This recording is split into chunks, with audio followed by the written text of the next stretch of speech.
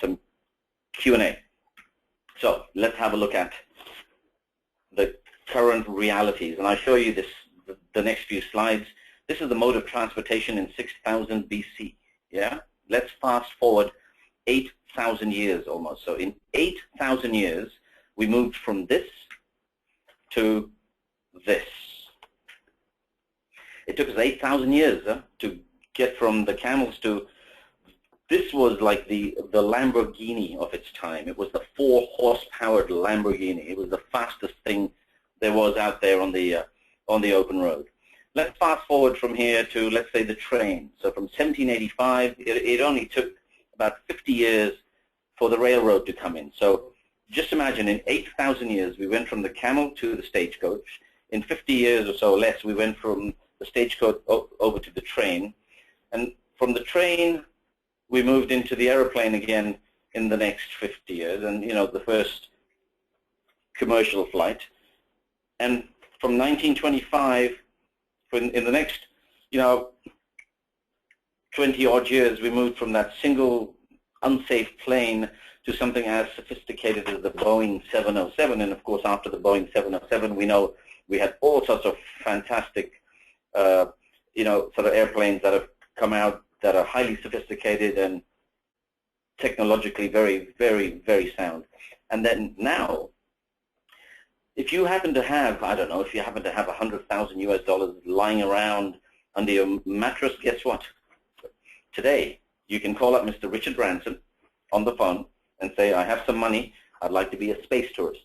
So see how fast everything changes. The speed of change is happening faster and faster. I'd like to show you this in a slightly different format. Let's imagine in year one, and I'm going to baseline this. In year one, let's imagine we was baselined all of the information or the knowledge we had on this planet Earth, and we baseline it as that one little box. How long do you think it took us to double that information or that knowledge that existed? And I mean in the arts and sciences and astronomy and poetry and, you know, all of those things combined.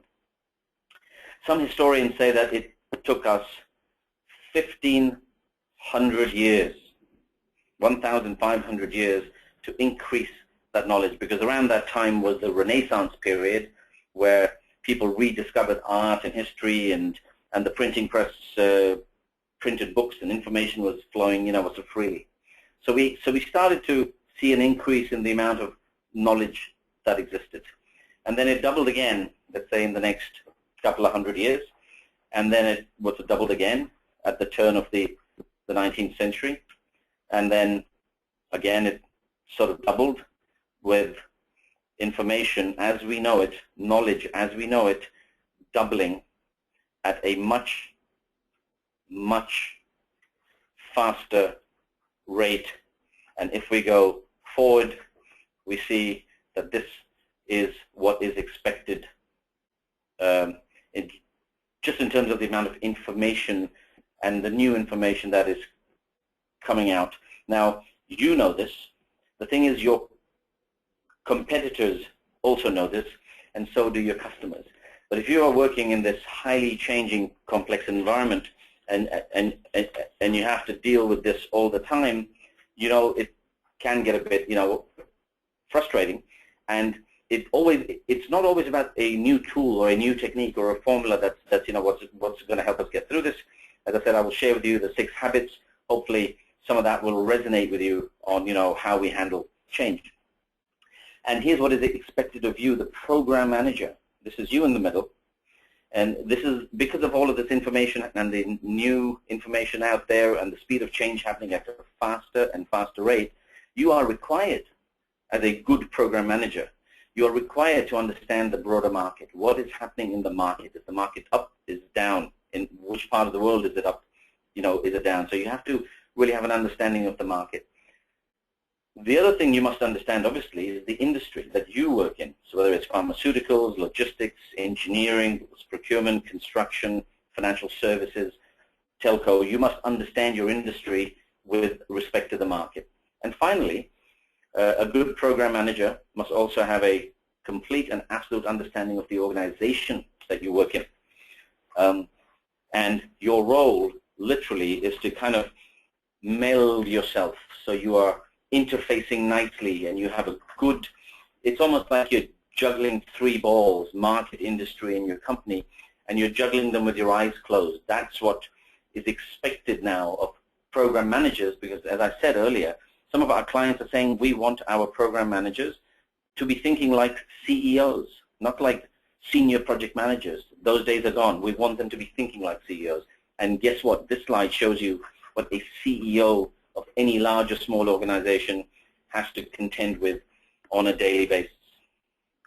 And and the customers are saying, look, and the reason we want this is because we're going global, and we're going global at a faster rate. And guess what? We also, while we do this, we have to think about expenses.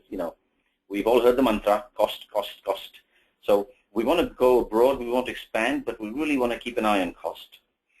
And we want to beat the competition to the market. Now, I'm showing you a very old photo of an iPod to show you how fast we moved just in the last 2 or 3 years from this thing, if anyone can remember that, to the brand new stuff that we have now, on our shoulders that we clip when we go for a jog. So things are changing fast. With all of this, the customers are saying, yeah, and guess what? We aren't seeing less competition because what's barriers to entry in a lot of industries these days is because of technology and the availability of so much information. The barriers are being torn down and reduced. We are actually seeing more competition in our space rather than less competition. The other thing is that they don't really, most of our customers, even in the slow market, were saying, look, if you have access to good program managers, we still have a huge need for them. So even when the market was down and people were laying off hundreds and thousands of staff, they were still looking for talented, sophisticated, and efficient program managers at the same time. And if you think that isn't complicated enough, throw in more complex requirements. So this is what's happening to you, on a day-to-day basis. And here's a situation I don't want you to be in. I don't want you come, what's a Monday morning to obviously look like this man with everything that's happening, the speed of change, the complex, what's the requirements, the time to market, the increased competition. I don't want you to be doing this when you go back to work on Monday. I'm hoping, some of the things I share with you will make sure that you don't have these amazing conversations with your laptop in anger and in frustration. What I do want you to feel is I would like you to feel this way at the end of the presentation, at the end of this webinar. I want you to sleep like a baby. At the end of today, when you go back home, I want you to start thinking about some of those habits. How can you amplify them? How can you introduce them into your organization or into your teams? And how can you promote them? You will have to promote them as the program manager. And I want you to sleep well, and I want you to be happy. This is how I want you to feel tomorrow, or it's Monday.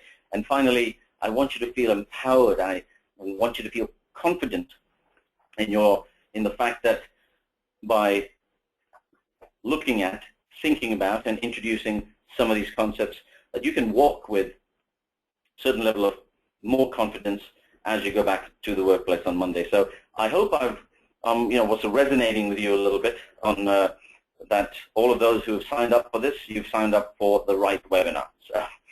So let's just go one step